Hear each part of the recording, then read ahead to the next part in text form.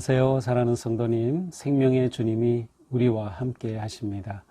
우리와 함께 하시는 주님을 찬양합니다. 기도합시다. 주님 감사합니다. 오늘도 주님의 은혜를 사모합니다. 주님께서 선하신 사랑으로 이끄시는 그 길을 오늘도 즐겁게 또 감사함으로 걸을 수 있도록 이 아침에 주님의 거룩하신 말씀으로 채워주시옵소서. 주님의 생명의 말씀이 저희들의 마음을 새롭게 하고 생각을 바르게 하며 저희들이 살아가는 삶의 길을 곧게 또 선하게 살아갈 수 있도록 인도하여 주시옵소서.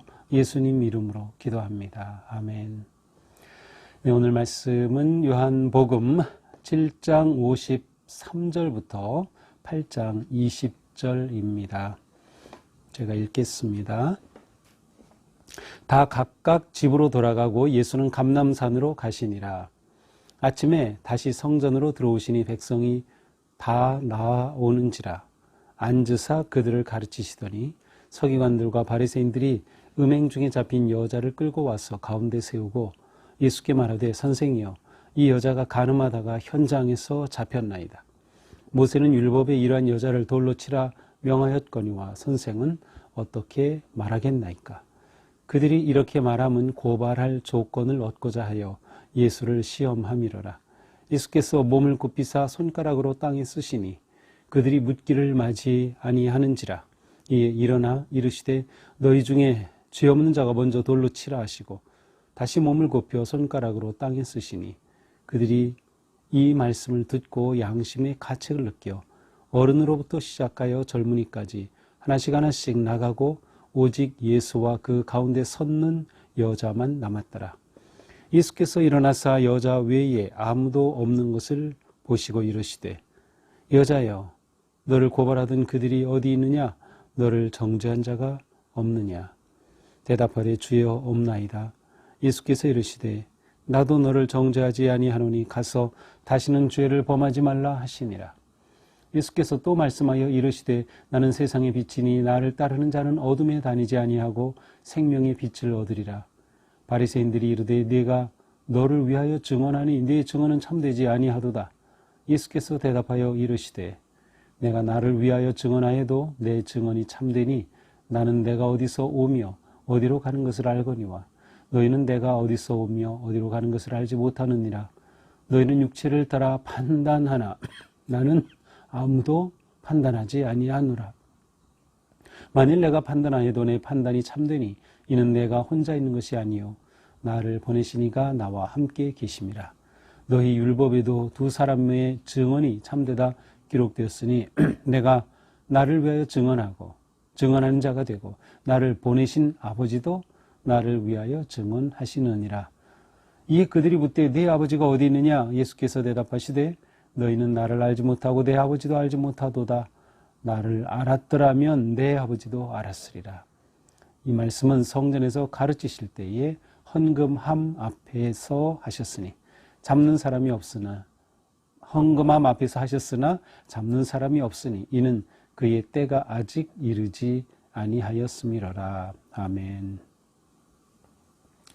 자, 오늘 말씀은 그 시작 부분이 좀 특이하게 되어 있습니다. 이제 7장 53절인데요. 그 시작 부분에 우리가 이제 주의 깊게 보지 않아서 그런데 거기 보면 이렇게 꺽쇠로 이렇게 꺽쇠가 되어 있어요. 이 꺽쇠가 시작되죠. 어디서 끝나는가 하면 8장 11절입니다. 11절에 보면 죄를 범하지 말라 하시니라 하고 그 꺽쇠로 또 닫았어요. 그렇습니다. 자, 이 부분 꺽쇠 53절 보면 작은 글자 1이 있죠. 그러면 성경 아래쪽에 가서 보면 1이 나옵니다. 제 성경에는 이렇게 기록되어 있어요. 어떤 사본에 7장 53절부터 8장 11절까지 없음. 네, 이것은 무슨 말인가요? 네, 성경은 원본이 없습니다. 원본이 있다면 정말 좋을 텐데 원본이 없고요. 그것을 베낀 사본만 전해지고 있어요. 그 베낀 사본도 예수님 당시에는 아예 그런 사본이 없었지만 예수님 부활 승천하신 후에 예수님의 말씀에 그런 어록집이 생기고 여기저기서 그러한 기록들이 생기면서 그것들이 모아져서 성경이 될 때에 초기의 것은 전혀 찾을 수가 없어요. 자, 그런데 어떤 성경에는 요 7장 53절부터 8장 11절까지 들어있어요. 그런데 그거보다 먼저 기록된 사본, 연대적으로 더 앞에 있는 사본에 믿을 만한 사본에는 요 내용이 빠져 있습니다. 다른 곳에 있다고 해요. 그러니까 요 부분은 원래 이곳에 있지 아니하던 것인데 이곳으로 들어온 것으로 보입니다. 그래서 이렇게 괄호로 묶어놨어요. 이 사실 전체 흐름을 본다면 이제 7장 52절에서 이어지는 말씀이 12절로 가야 실제로 자연스럽게 흐름이 이어지는데 7장 53절에서 8장 12절은 어색하게 중간에 끼어 있습니다. 하지만 우리는 이것을 성경의 일부분, 중요한 요한복음으로 우리는 받아들이고 있고요. 설령 이것이 중요한 부분인데 편집 과정에서 이곳으로 들어올 수는 있었겠지만 그러나 우리는 오늘 또 이 말씀을 통해서도 주님의 또 음성을, 또 말씀을 우리는 찾아보게 됩니다. 자, 각각 집으로 돌아가고 예수는 감람산으로 가시니라.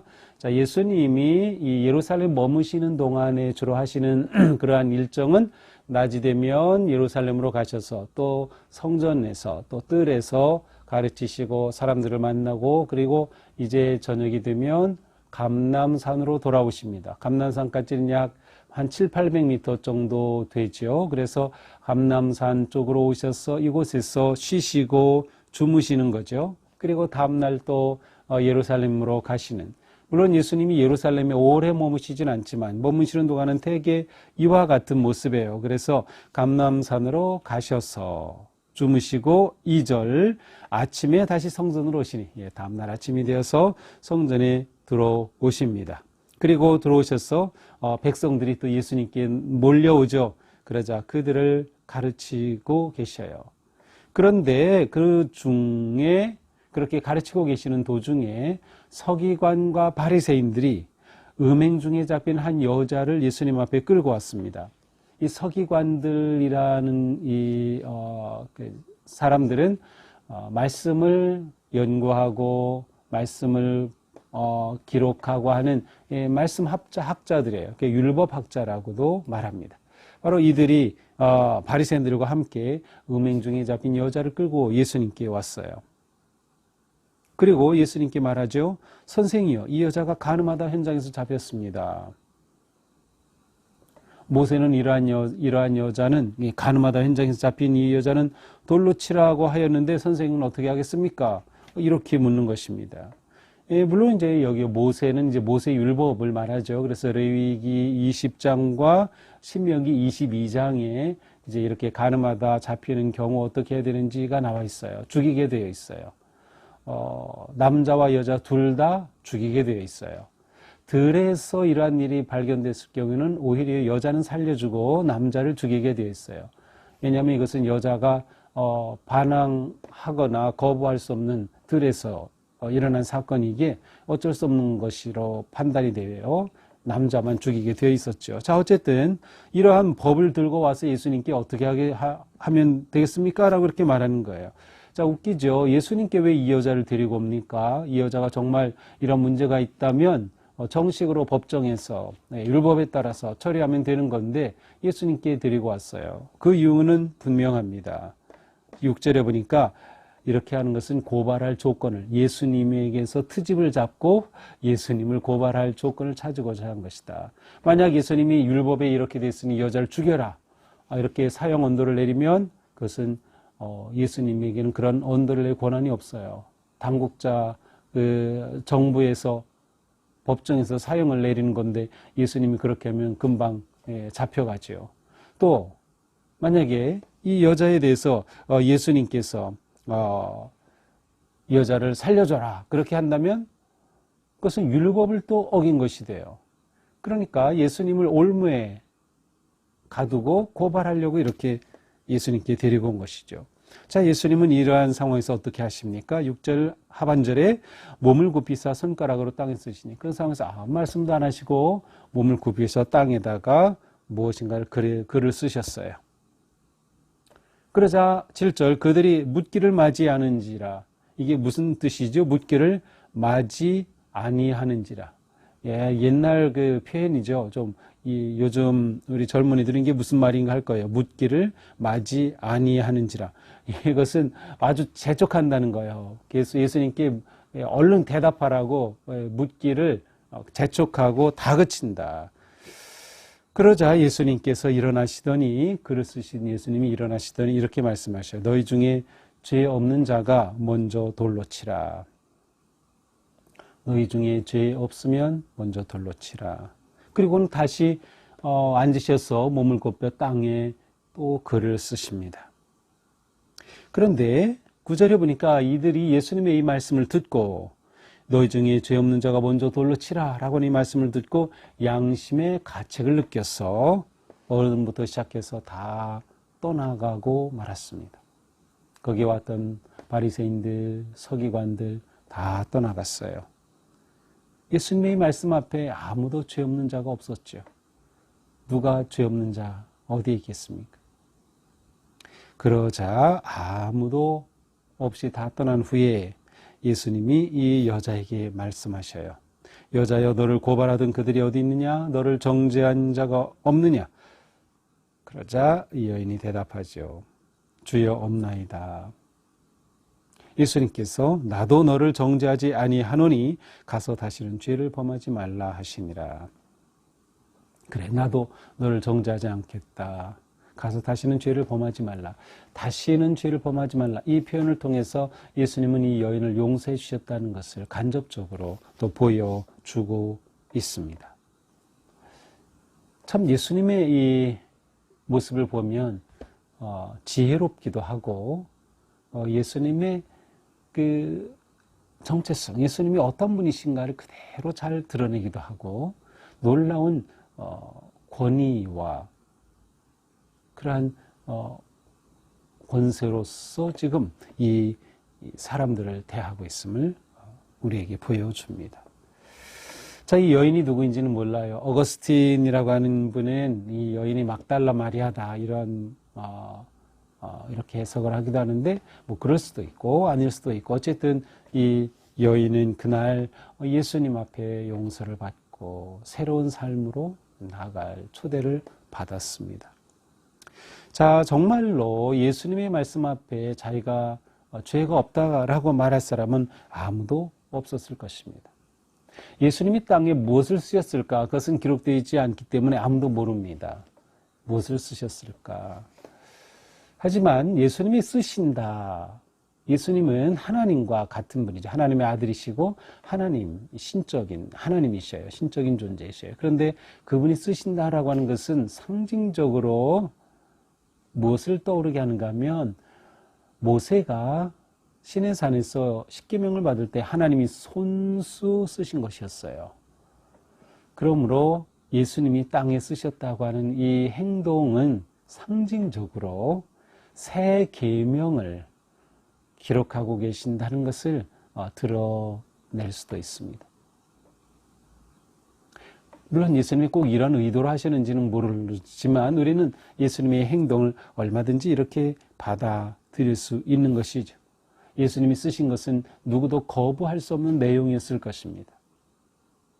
그 예수님의 행동 앞에 또한 예수님께서 죄 없는 자가 먼저 돌로 치라고 하는 이 말씀을 하셨을 때 그 어느 누구도 감히 예수님의 말씀 앞에 대항할 수가 없었던 거죠. 우리는 다 내가 죄인이라는 것을 알고 있기 때문에 인간의 눈으로 본다면 우리는 다 죄인이지만 들키지 않은 죄인이죠.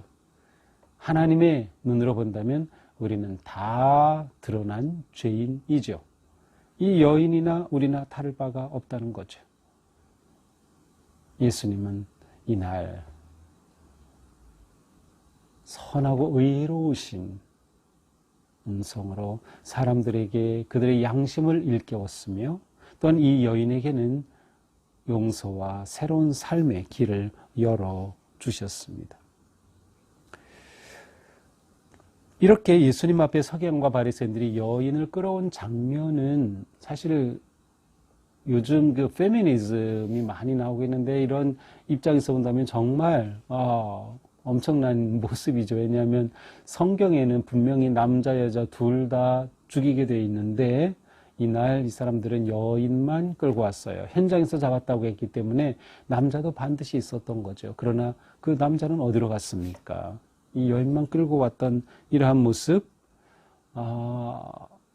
아마 여성 차별의 그러한 문화가 배어 있지 않은가 하는 생각하게 됩니다. 이제 한국에서는 간통죄가 이제는 없어졌어요. 꽤 오래전인데 2015년도에 헌법재판소에서 간통죄 자체가 이제는 위헌이다 그런 결정을 내리면서 한국 사회에서는 간통죄라는 죄가 이제는 없어졌습니다. 그러나 죄의 어떠한 그러한 그 항목이 없어졌다고 해서 죄 자체가 사라진 건 아니에요. 우리의 삶은 세상의 법도 있지만 또한 하나님의 법 앞에 사는 삶이기 때문이죠. 자, 이 사건 이후 12절로 넘어갑니다. 자, 이 사건은 중간에 편집상 끼어든 사건이라고 했어요. 그래서 12절에 예수께서 또 말씀하시되 다시 말씀하신다는 거죠. 이것이 무엇과 연결되는가 하면 52절과 연결이 됩니다. 그래서 대제사장과 바리새인들이 예수님의 말씀을 믿지 못하죠. 생수의 강이 흘러나리라 이 말씀을 하셨던 것 그들이 믿지 못하죠. 그런데 예수님이 이후에 또 그들에게 말씀하신 거예요. 나는 세상의 빛이니 나를 따르는 자는 어둠에 다니지 아니하고 생명의 빛을 얻으리라. 나는 세상의 빛이다. 자, 요한복음에 나오는 특별한 표현 나는 뭐뭐다. I am, ego, eimi라고 하는 원어상의 표현은 예수님이 하나님과 같은 분이심을 드러내는 그러한 굉장히 중요한 상징적 의미가 있어요. 나는 세상의 빛이다. 앞에서 예수님 나는 생명의 떡이다. 라는 말씀도 하셨죠. 자, 세상의 빛 그렇습니다. 요한복음 1장 9절에 보면 참 빛이 세상에 왔지만 이 세상이 알아보지 못했다. 예수님을 참 빛으로 이미 소개했어요. 근데 여기서 예수님이 말씀하셔요. 나는 세상의 빛이니 나를 따르는 자는 어둠에 다니지 아니하고 생명의 빛을 얻으리라. 자, 지금 우리가 보고 있는 이 본문, 이번 주에 이 본문이 절기적으로 초막절과 관계되어 있는 거 우리가 봤죠. 네, 초막절입니다. 이 초막절에는 이 여인의 뜰에 이렇게 불을 네 군데 밝혀 놓았다고 합니다. 그리고 횃불을 들고 행진도 하고 찬양하고 하는 그러한 초막절기를 지키는 관습이 있었는데 바로 이렇게 밤에 불을 비추는 거죠. 밝히는 것. 아마 이것과 연결해서 예수님이 또한 내가 세상의 빛이다라고 이렇게 말씀하신 것 같습니다.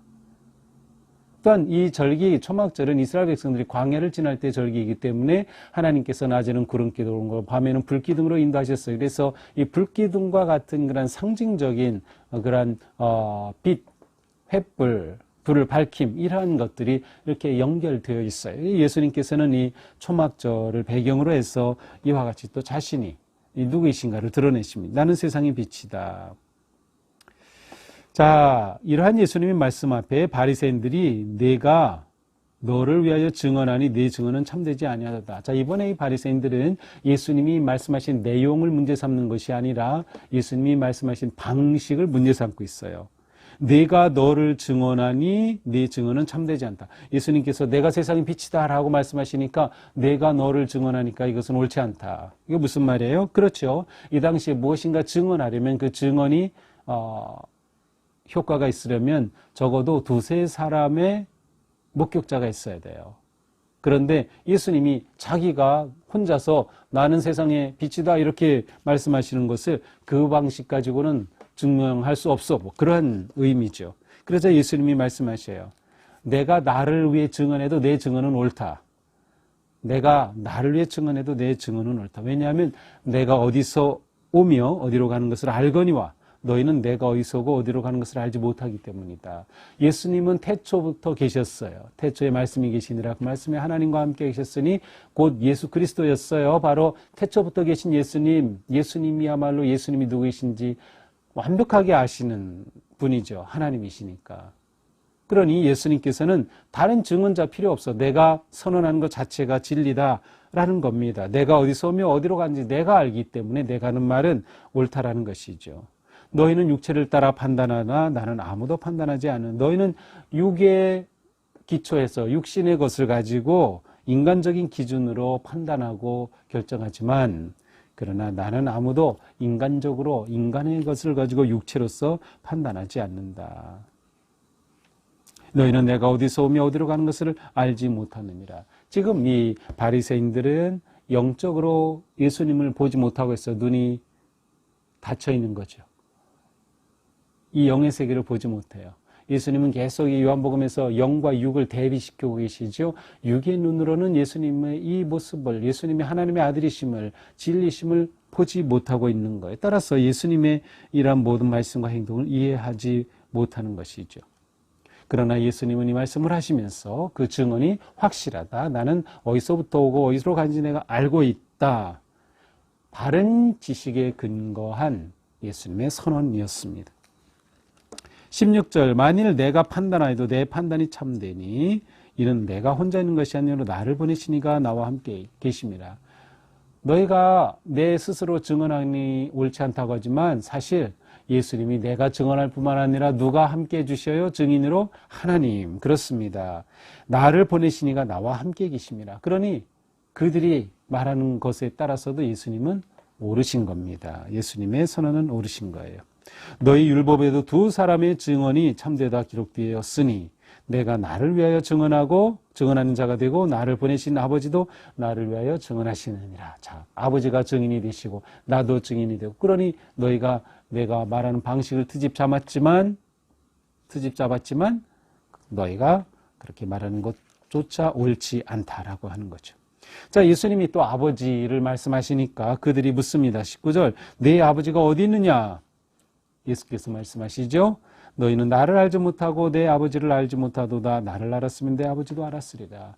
너희는 나도 알지 못하기에 아버지도 알지 못한다. 내 아버지 너희가 나를 모르니 내 아버지 너희가 알지 못하는 것이다. 너희가 나를 알았더라면 내 아버지도 알았으리라.